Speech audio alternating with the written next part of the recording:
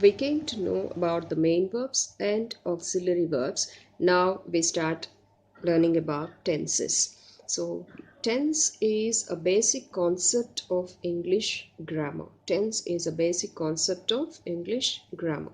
Tense is simply the way of using a form of the verb in a sentence to express the time or state of an action. So usually we use tense in a sentence to express the time or state of the action. When you see the helping verbs like be forms, have forms, or do forms, or modal auxiliaries, what we come to know is like we come to know when the action happened or what kind of action we are referring to. Like there are three forms of tenses: present tense, past tense, future tense. Of course, this is a very basic concept which you have learned already, but we are just trying to recap these basics and then we go in detail. Now, present tense, past tense, future tense. These are the three forms of tenses we usually use when we construct the sentence. The tense guides us for making correct sentence or structure depending on the time of action. It tells us the following, like tense guides us for making correct structure depending on the time of action. Usually, what are the three things that are involved in tenses? Like the structure of the sentence. Usually this plays a main or major part.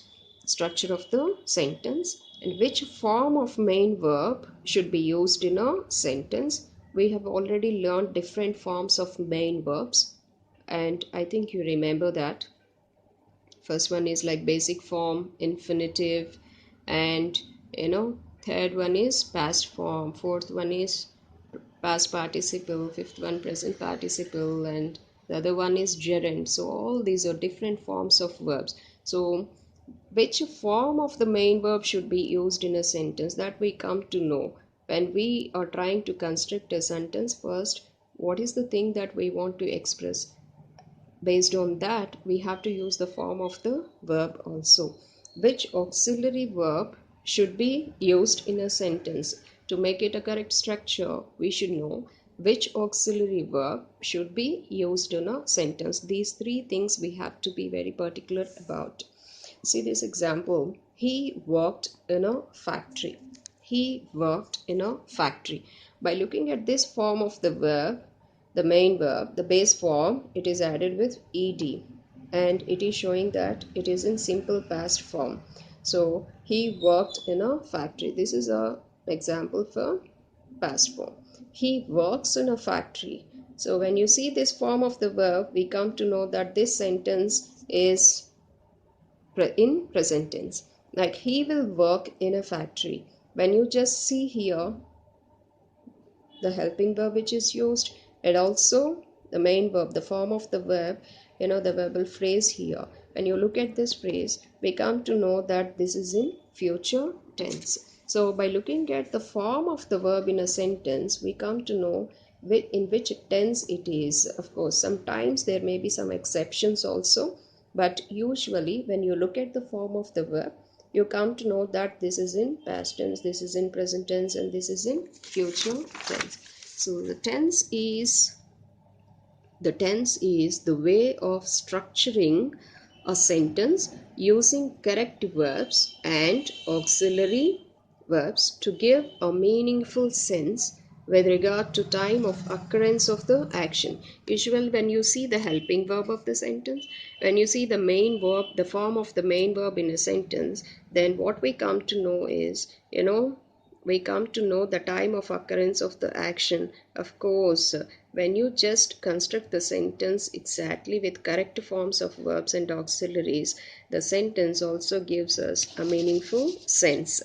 Each of these tenses, that is present tense, past tense, and future tense, are further divided into four types as follows. Of course, this is all the brief introduction about the forms of tenses and types of tenses. It's like in each tense we have four types.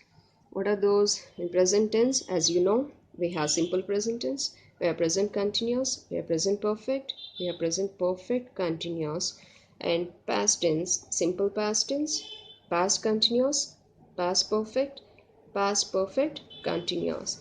And we have one more tense here, future tense. In this also we have all the four types, that is future simple, future, future continuous, future perfect continuous. Of course, we learn it in detail. We'll take each one of the tenses and we learn the structure of the tense, we learn the use of the tense, and also we see some of the examples which are related to this particular type of tense. And also we come to know if any exceptional notes or reference points that we have to remember. First type of tense, that is simple present tense, that is present simple.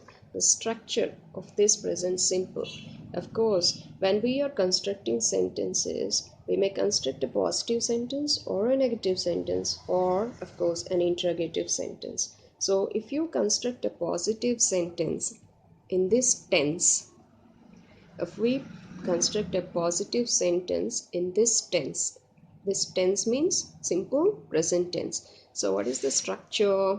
Subject plus V1 plus rest of the sentence. That means the verb form would be in the first form. The base form of the verb has to be used when you are constructing a simple present tense sentence. Through example, we can understand it better. I read newspaper daily. I read newspaper daily. In this sentence, read is the main verb. And here it is used in the first form. It is used in the first form. Take this example. He reads newspaper daily. He reads newspaper daily. In this sentence, reads is the main verb. So what is the difference? Here we have used read. Here we have used reads. So here one rule we have to remember. When we are using third person singulars as a subject of a sentence, when we are using third person singular as a subject of a sentence, we have to add s or es to the base form of the verb. We have to add s or es to the base form of the verb. Means here we are using a third person singular, that is he, and so we are adding s to this base form of the verb, and we are constructing a sentence. He reads newspaper daily. So this one rule we have to remember. So we should know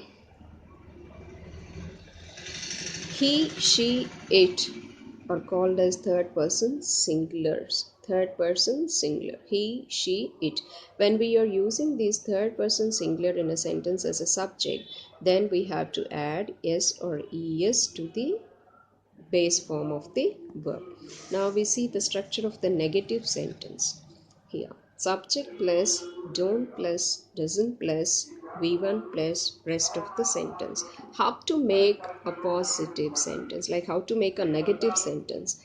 See here goes, I don't read newspaper daily.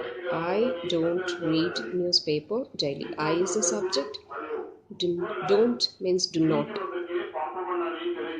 Do form we are using here as a helping verb to frame a negative sentence. I don't read the newspaper daily. Here, do is the auxiliary verb or the helping verb which we are using along with the main verb to construct a negative sentence. And see the next example. He doesn't read newspaper daily. He doesn't read newspaper daily. Here, he is the subject. Does this auxiliary verb? Because it is a negative sentence, we are using not. Read is the main verb and newspaper daily is the rest of the sentence. This is the structure. As we came to know, like when we are using third person singulars, we have to add s or es to the base form of the verb. In the same way, when you are using helping verbs also, when you are using he third person singular as a subject of the sentence, then we have to use does as the auxiliary verb. This one thing we have to remember. Does is used with the base form of the verb, if the subject of the sentence is third person singular. So we know third person singular means he, she, it. When we are constructing the sentences with the third person singular, then we have to use a helping verb does to frame a negative sentence or to frame a question. Now we'll go with questions here. What is the structure of the question? Like, to frame a question, what is the structure that we have to follow? Here a slight change. Now auxiliary verb comes first and subject goes to the second place, like do or does plus subject plus verb V1 form plus rest of the sentence. So here we take one example. Do you do you read newspaper daily? Do you read newspaper daily? This is a question. So in this question, to frame the question, we are using a helping verb do here.